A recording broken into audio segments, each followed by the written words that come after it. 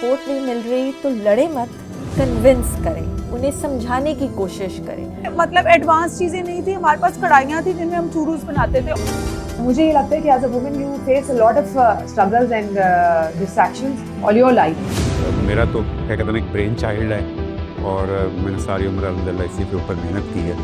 और हमारी सोसाइटी जो है वो थोड़ी बैकवर्ड है, उनके लिए लड़की का काम करना ज़रा मुश्किल समझते हैं वो इस चीज़। एक बाइक थी मेरे पास, तो वो बाइक भी मुझे एडिटिंग के लिए ना सेल करना पड़ी। मेरे पास कुछ भी नहीं था, ओनली वन बाइक थी।